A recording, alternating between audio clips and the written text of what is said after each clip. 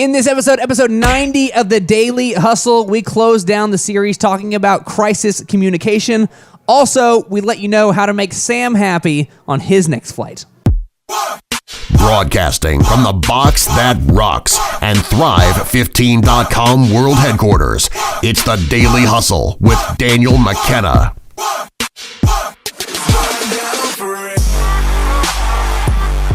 What's going on, ladies and gentlemen? It is episode 90 of the Daily Hustle Show. Over to my left, Marshall F. Morris. Over here, Daniel McKenna. It's part 2 of the series about crisis communication and being dominoes instead of being united. If you did not see episode 89 or not hear that one, check that one out to find out where we are here. We talked about the United Airlines story and how they drug, well, not them necessarily, it was the Chicago security officers, but everybody assumed United had drugged this passenger off of this plane, and then they responded in a way that just exacerbated the situation, just made it even a bigger deal because they came off in like a tone-deaf sort of way. So we're going to continue in this series and why you should be dominoes instead of United. Before we get there, I wanted to lean a little bit on our good buddy, our good friend, Jack Welch. When I say good buddy, good friend, I've seen him talk once in person, and I've read some of his books, and I think that qualifies us to be best friends. I'm not sure. Yeah, you guys are first name basis. Old Jack. Now, if he acts like he doesn't recognize me and stuff like that, that's just him playing around. That's what Jack does. That's the kind of friendship we have. You know, never actually talked to the guy, but we're basically best friends. Basically. Jack Welch, in the book Winning, he talks about the anatomy of a crisis. We're talking about crisis communication. When things go bad for your business, how should you respond? The anatomy of a crisis, he says, most don't detonate like a bomb, like Exxon dumping oil or BP dumping oil or Johnson & Johnson, somebody tampering with the bottles of Tylenol, stuff that just blows up overnight, right? Like, those don't happen all the time. More often, it's more of like a bad social media post here, something somebody said in the news about your company here. He says, most snowball, zigzag, pick up speed, and you don't know where it'll end. So just like United, when they first responded, they didn't realize that this was going to be something that hundreds of millions of people saw. The video came out, they responded saying, we didn't do anything wrong, we did it the right way. And then as people kept seeing it, and the news kept pushing it, and it kept getting in Facebook feeds, and more people saw it, and then people read the response, it was like, oh man, this was bad. This got much worse than we thought. Marshall, go ahead and read here some of the Jack Welch Winning plan of action for the anatomy of a crisis. Okay, so this is what you have to do. You have some assumptions that you have to make about the crisis as it's evolving. You got to make some assumptions. The first assumption that you got to make is that the problem is worse than it appears. So wait. The problem is worse than it appears. Yeah, assume the problem is worse than it actually appears. So if you get something going negative, assume it's worse than what it seems like. Yeah, just assume just terribleness. Okay, go on. Number 2, there are no secrets in the world, and everyone will eventually find out everything. So therefore, during a crisis, your lawyers will encourage you to say less and not more. That advice is not all wrong, but don't take it as gospel. There's going to be some points where keeping a secret will be retaining information, okay? And eventually, it's all going to come out in the wash. So being upfront about the facts is important. This makes a lot of sense, especially if you're a big business. If you're a small business, you can probably get away with it a lot easier, right? Like, if you did mess up, you should probably fess up to messing up, but you probably don't have to give them all the specifics necessarily. But as a big company, it's probably going to come out anyway, so you should probably figure out how to deal with that. Keep going. The third assumption is you and your organization's handling of the crisis will be held in the worst possible light. Oh, you mean like when Oscar was congratulating his employees for flying the right way after it looked like they had just physically assaulted somebody, and everybody was like, did you see what those United people did to that guy? Did they hold United in the worst possible light there? You got to assume that the handling of the crisis will be held in the worst possible light. Number 4, there will be changes in processes and people. Almost no crisis ends without blood on the floor. processes usually get overhauled first, then people, usually because demand that somebody be held responsible. And this did happen. The security officers, there was multiple of them that were suspended indefinitely. They went ahead and settled out of court, paying Dr. Dow however X amount of dollars. I wouldn't be surprised if other people got fired behind the scenes that we don't know about. It's just part of the process. It's part of the thing. If it's a really big deal, it was a really big deal. That was 4. Tell us about 5. 5, the fifth assumption is the organization will survive, ultimately stronger because of what happened. After a crisis is over, there's a tendency to want to put it in a drawer. Don't use a crisis for all it's worth. Teach its lessons every chance you get. And in doing so, you'll spread the immunity. I thought that United actually did a good job of this in the 3rd statement they made of owning what happened, using the crisis for what it was worth, and now it's up to them to teach the lessons every chance they get throughout their organization. United could, if they wanted to, they could use this as a, well, crap, everybody thinks that we're terrible customer service and thinks we beat up our customers. Well, we were only doing an okay job with our customers before, so now we really have an opportunity to, throughout the organization, make sure it's a really big deal that we treat people well. And now maybe 2 years from now, maybe we know United as the airline that treats people really well. And maybe it's because they can use this crisis as a way to kind of spread that message and make it urgent, right? That's right. Okay. So these were the Jack Welch winning anatomy of a crisis and your plan of action, what to do, the assumptions. Let's talk about Domino's. Because this whole thing is about crisis communication, being Domino's instead of being United. Marshall, you didn't even know about this video. Educate me. Back in 2009, a video was filmed of 2 Domino's workers blowing snot on food that was about to be delivered. Like they're putting cheese up their nose and then blowing it out on the pizza and then boxing up the pizza and then delivering said pizza or sandwich. Viral. As you might guess, this got a lot of attention. As you might guess. Now, just like United, there's other options. There's American, there's Southwest, there's Delta. So, I mean, if I have a negative experience or a negative feeling about United, that probably affects my booking decision in some manner. Same thing with Domino's. There's Pizza Hut, there's Papa John's, there's, I don't know, CC's, there's Hungry Howie's, there's all kinds of different options, right? That's right. And if you're worried that people might be blowing snot on your pizza from Domino's, most likely next Friday night you're not ordering pizza from Domino's. There you go. So what did Domino's do? Textbook fashion here, Domino's. First of all, they responded to the crisis on the same channel it broke out on. So, United, this broke out on social media, right? Social media and the news, you saw the video. United puts out a written statement. I'm sure some lawyer, some people looked over every word and said, okay, yeah, this works, but that politically correct, perfectly, okay, yeah, that works, okay, written statement, release it. Domino's did the opposite. There was a video that went viral.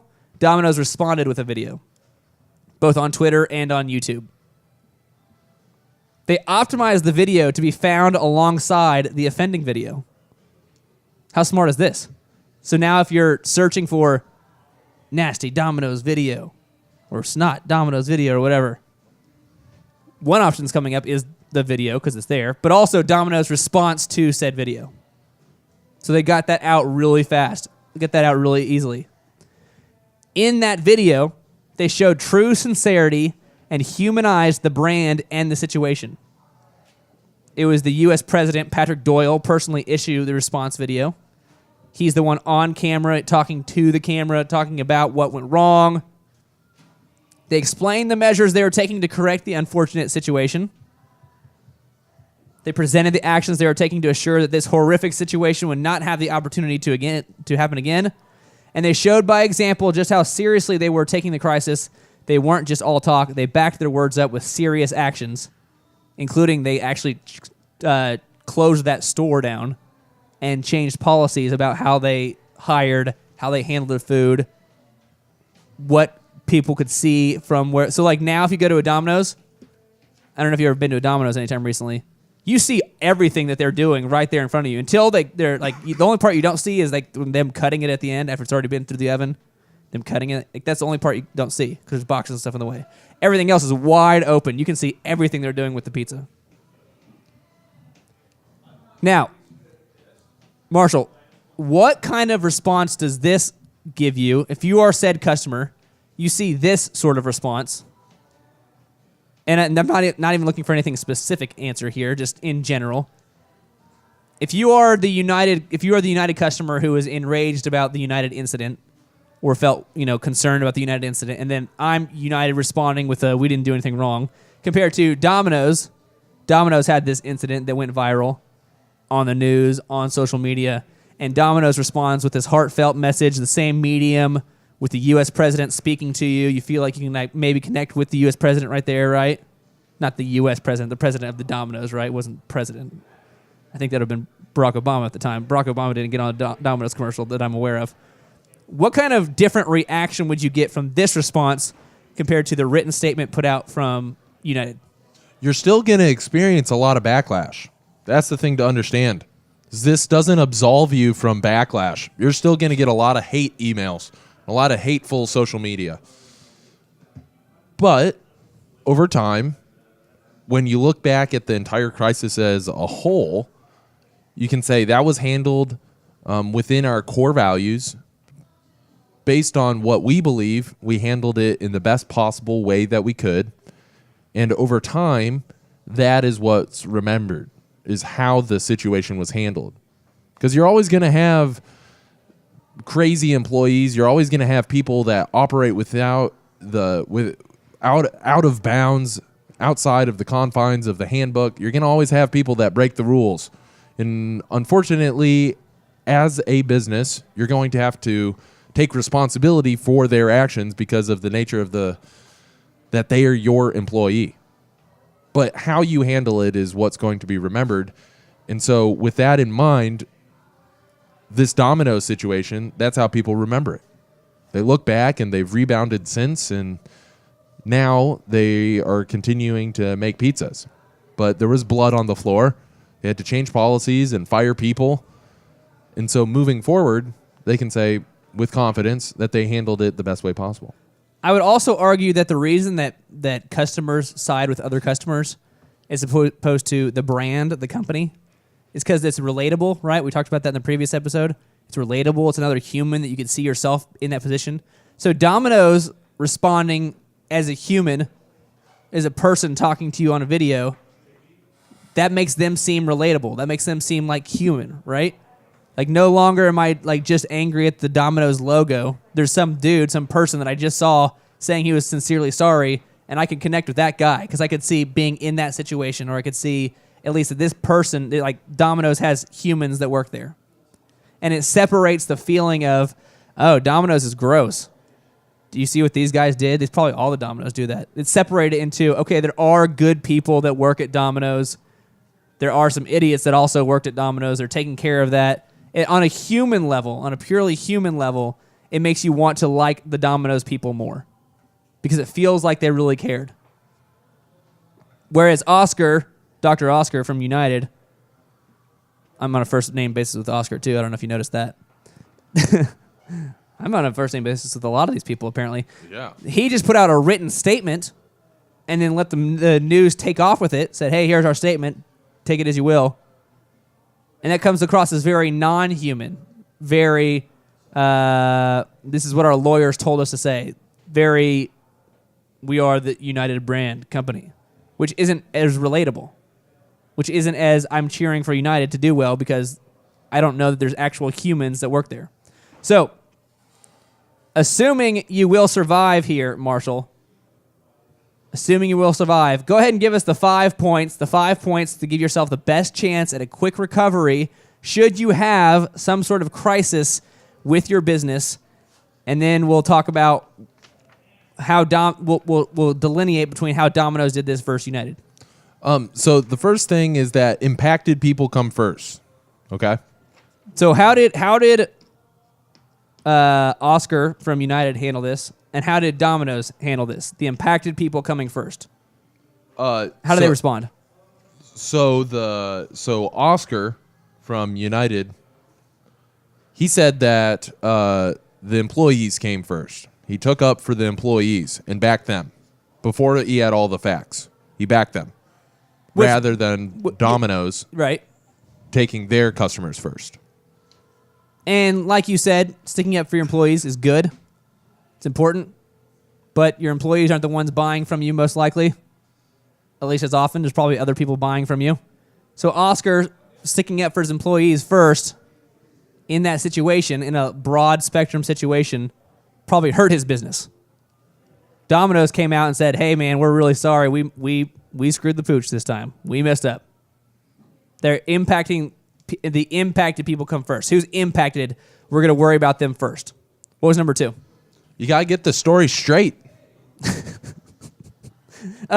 Interviewing your own people, interviewing everybody that was involved, delaying making a long statement until you have all the facts. So United obviously didn't realize how big of a deal it was going to be, put out a written statement without knowing all the facts yet. And they come across as insincere, they didn't really care, that sort of thing.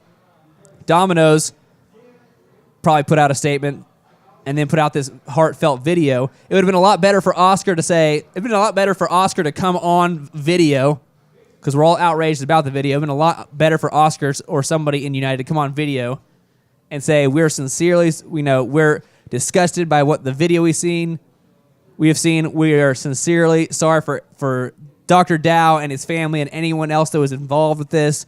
We're going to interview our people and get all the details on this before we comment any further. They say, this looks terrible.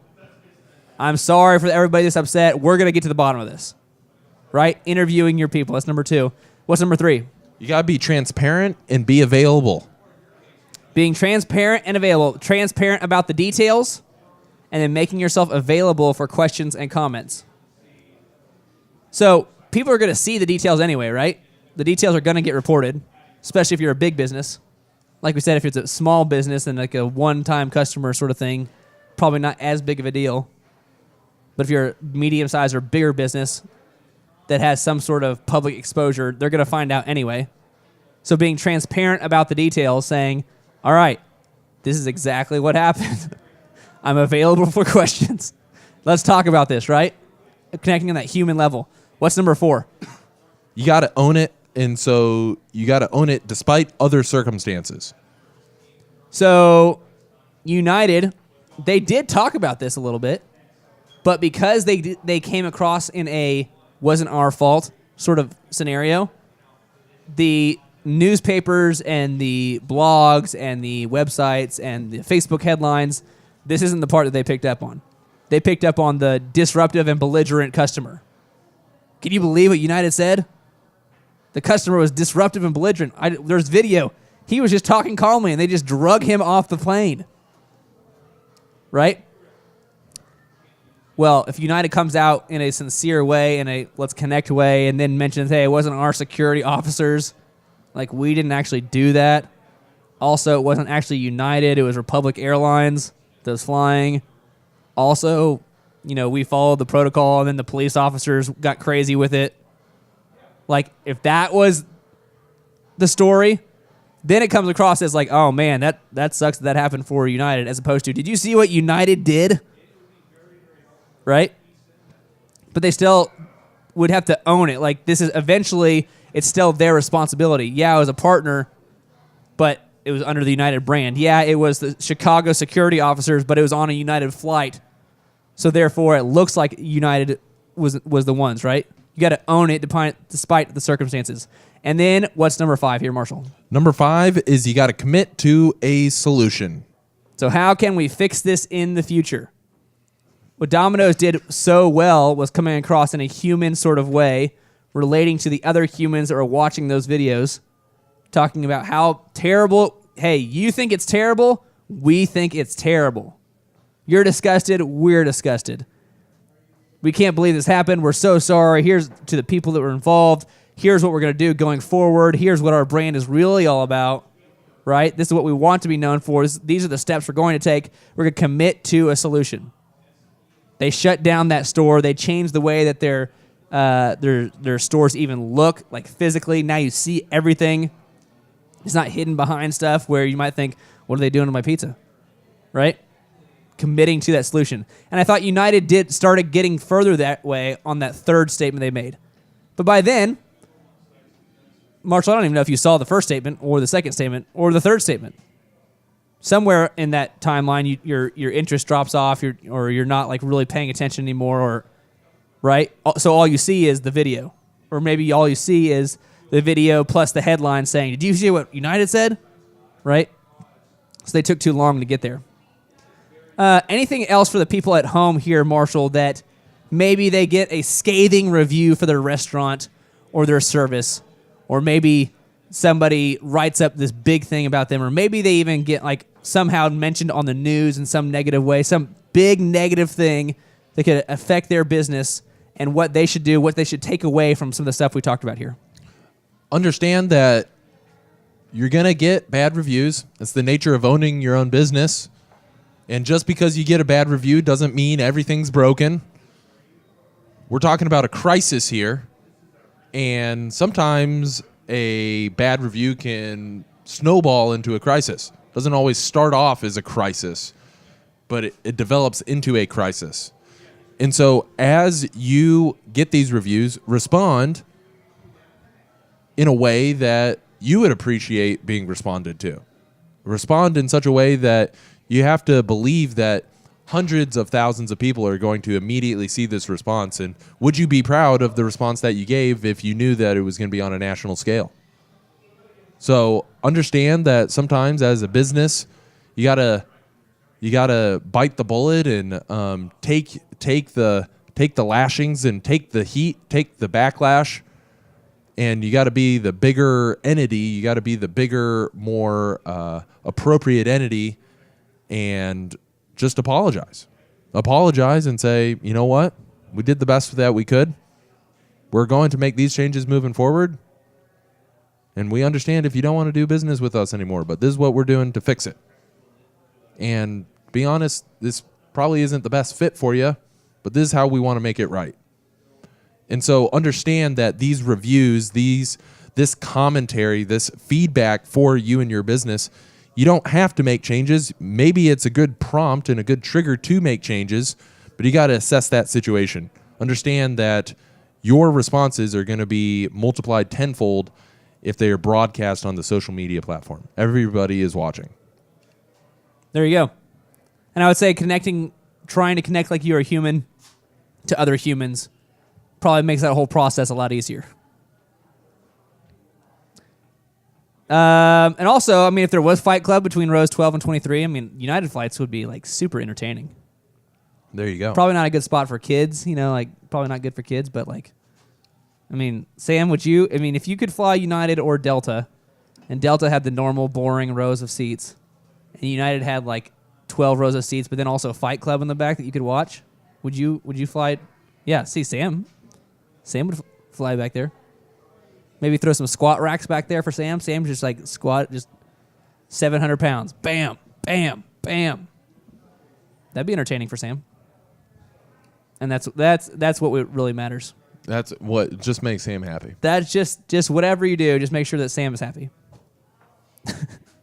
Marshall, one of the things we do here, there's 3 different ways that we connect with businesses. We talked about the conference workshops in previous episodes.